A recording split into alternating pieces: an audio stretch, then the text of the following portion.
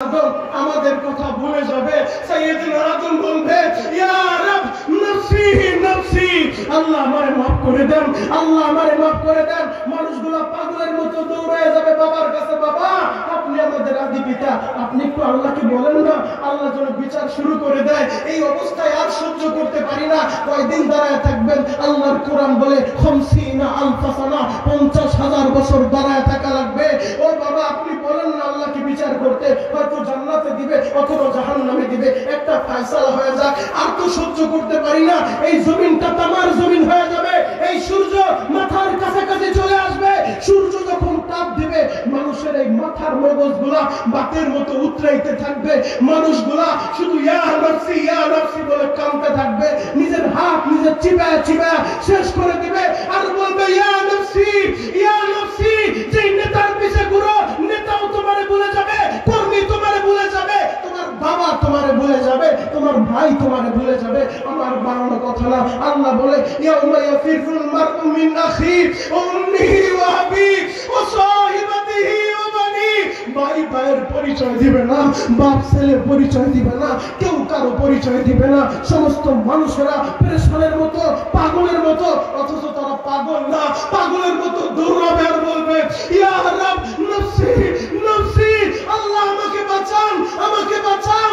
তখন সমস্ত মানুষ, নবীরা পর্যন্ত উম্মতকে ভুলে যাবে, মুসা কালিমুল্লাহ উম্মতকে ভুলে যাবে, ঈসা রূহুল্লাহ উম্মতকে ভুলে যাবে, আদম সফিউল্লাহ সন্তানদেরকে ভুলে যাবে, নূহ আলাইহিস সালাতু ওয়াস সালাম উম্মতদেরকে ভুলে যাবে, ইসমাঈল আলাইহিস সালাতু ওয়াস সালাম উম্মতদেরকে ভুলে যাবে, জাকারিয়া আলাইহিস সালাতু ওয়াস সালাম উম্মতদেরকে ভুলে যাবে, সুলাইমান আলাইহিস সালাতু ওয়াস সালাম উম্মতদেরকে ভুলে যাবে, দাউদ আলাইহিস সালাতু ওয়াস সালাম উম্মতদেরকে ভুলে যাবে, সালেহ আলাইহিস সালাতু ওয়াস সালাম উম্মতদেরকে ভুলে যাবে, জাকারিয়া আলাইহিস সালাতু ওয়াস সালাম উম্মতদেরকে ভুলে যাবে।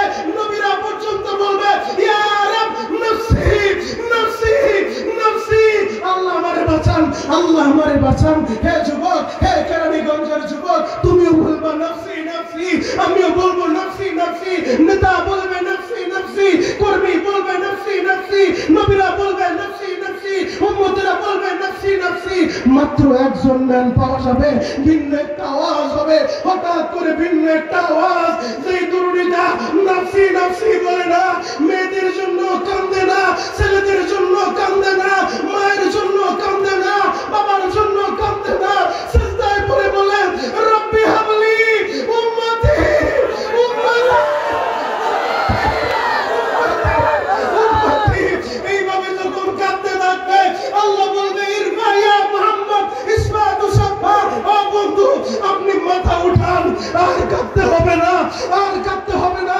আজকে আপনি সুপারিশ করেন, আপনি যারা যারা সুপারিশ করবেন আমি আল্লাহ বিনা হিসাবে জান্নাতে ঢুকায় দিব, জান্নাতে ঢুকায় দিব। নবীর বিরুদ্ধে যুবক কথা বললো, একটাবার চিন্তা করে দেখছো যেদিন তোমার ভাই কাজে আসবে না, তোমার বাপ কাজে আসবে না, নেতা কাজে আসবে না, কর্মী কাজে আসবে না, উম্মতের দরদি মুহাম্মদুর রাসূলুল্লাহ সাল্লাল্লাহু আলাইহি ওয়াসাল্লাম উম্মতের জন্য পুরো হাসরের ময়দানে কখনো মিজানের পাল্লার কাছে পাগলের মতো দৌড়ে যায়। একটা উম্মত যেন নেকের পাল্লা যদি হালকা হয়ে যায়, গুনার পাল্লা যদি ভারী হয়ে যায়, উম্মত তো জাহান্নামে চলে যাবে, পাগলের মতো দৌড় দিবে না, দাঁড়ায় দাঁড়ায় পাহারাদারি করবে। খবরদার ফেরেশতারা, আমার একটা উম্মতকেও জাহান্নামে দিতে পারবে না।